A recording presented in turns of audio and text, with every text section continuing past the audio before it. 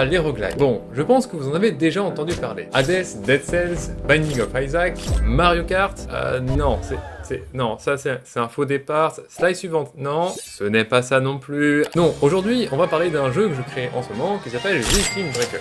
Et à la fin de la vidéo, je vous montrerai ce que ça donne niveau stats, et surtout, je répondrai à la grande question, qu'est-ce que c'est que la différence entre un roguelike et un roguelite?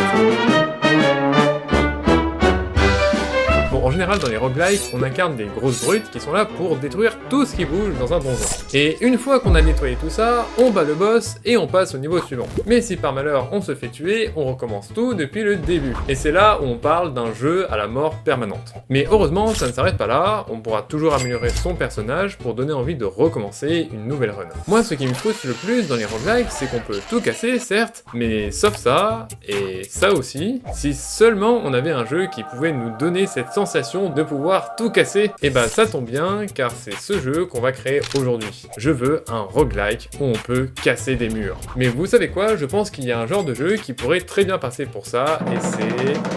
le casse-brique. Oui, le vieux, le classique, on ne s'en lassera jamais. Par contre, pour celui-là, je m'ennuie un peu, mais vous verrez, ça sera mieux, voilà ça. Alors, je ne vous cache pas que je suis passé par plein de prototypes. Je voulais commencer par créer un casse-brique, un minimum amusant, en ajoutant des effets visuels plutôt sympas, des petites animations pour le rebond, un compteur de pièces. J'ai même testé plusieurs configurations de paddle. Là, on a un système avec 2 ressorts, mais à ce moment, je me suis dit que le jeu faisait trop abstrait et qu'il n'avait pas vraiment de sens. Alors, comme j'ai manqué d'inspi, j'ai regardé un animé et je me suis posé des questions sur le sens de la vie. Je veux que mon jeu se passe dans le monde des vikings. On va créer un drakkar qui flottera sur un océan de lave dans les enfers et on aura des vikings qui vont balancer leurs boucliers sur des briques pour essayer de sortir de là. Ok, il était à peu près 3h du matin quand j'ai eu cette idée, donc oui, c'est parti assez loin. Et donc là, je sors un sprite et je pulvérise mon canvas de pixels.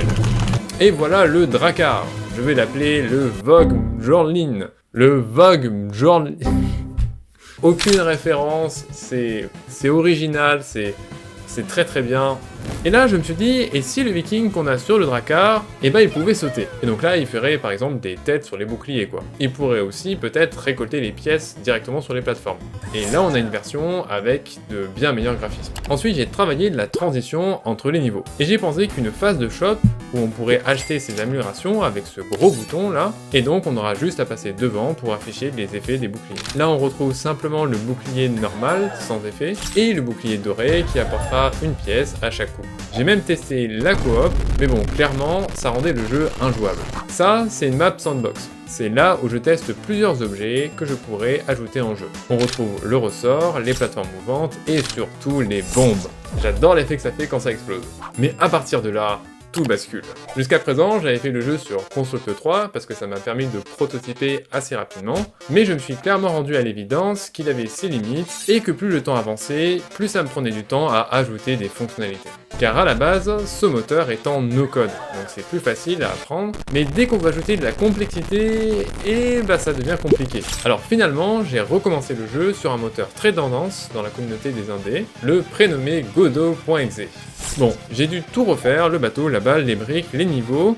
Après pas mal de retours sur les premiers tests, on m'a dit que gérer le platformer et le casse-brique, bah ça passait vraiment pas. Donc finalement, je suis passé à un contrôle à la souris. Ce qui simplifie très largement le gameplay. Et là, j'ai commencé à comprendre un truc. Mais en fait, pour sortir des enfers, il faut aller vers le haut, non? C'est vraiment le truc de base, mais... puisqu'on est en bas, du coup...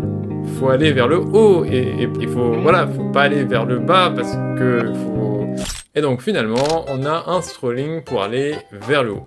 Et la prochaine étape, ça sera d'ajouter le système de niveau. Et pour cela, je me suis très inspiré de Vampire Survivor et sa fameuse barre d'XP en haut de l'écran. Mais ce serait trop facile si on n'avait pas d'ennemis. Et donc j'ai ajouté ces superbes crânes enflammés pour vous accueillir à Elaine.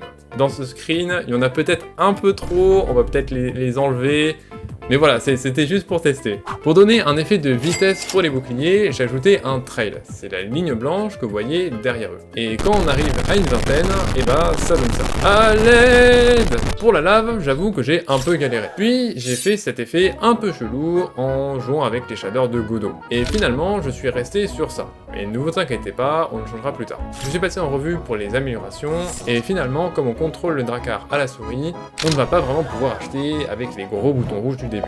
Mais on va préférer utiliser cette interface plutôt simple qui fait très bien le taf. Et en parlant d'amélioration, j'ai ajouté les vikings qui seront là pour infliger des dégâts aux monstres, contrairement aux boucliers qui ne seront là que pour casser les briques. Et là je me suis dit que pour le menu du jeu, ça pourrait être sympa de rendre le titre destructible. Bon, là clairement on ne voit pas grand chose, donc je vais rendre ça un peu plus lumineux. Et voilà, c'est bien mieux. Breaker, au moins, ce mot on peut pas le rater. Et donc à partir de là, on peut dire que le jeu commence à être prêt pour la démo. J'ajoute quelques niveaux, et j'ai refait la lave pour qu'elle soit plus réactive quand les objets tombent dedans. Voilà. Là, c'est clairement bien plus satisfaisant. Et à partir de ce stade, j'avais pas mal d'idées. Donc je me suis dit que continuer seul, ce ne serait pas forcément une bonne idée, car ça prendrait beaucoup trop de temps. Et donc finalement, j'ai réussi à convaincre Sid de m'accompagner dans le développement de ce projet, tandis que moi, je vais plutôt être dans la partie game design et communication. Il est vraiment à fond dans ce projet, donc soutenez-le, c'est trop bien. Et il y a plein d'améliorations que j'ai hâte de vous montrer dans la prochaine vidéo. Bon, maintenant qu'on a tout ça, il est temps de créer la page Sim.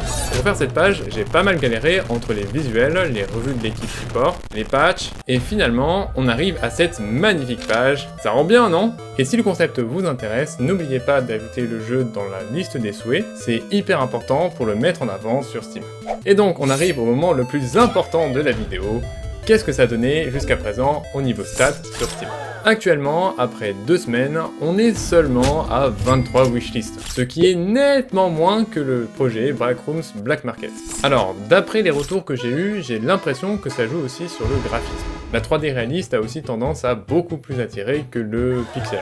Il y a un autre facteur aussi, c'est le genre du casse-brique, qui serait vraiment à éviter sur Steam, car c'est très peu demandé, mais là, on a peut-être l'occasion de le mettre quand même en avant, parce qu'on est sur un roguelike. Bon, pour le moment, il n'y a pas de démo, mais elle devrait normalement être publiée pour très bientôt, donc restez à l'affût, et n'hésitez pas à rejoindre notre serveur Discord pour être averti dès que ça sort. Bon, et qu'est-ce qui est la plus grande différence entre un roguelike et un roguelite? Bon, en gros, de ce que j'ai compris, dans le roguelike, il y a une fin, mais pas dans le roguelite.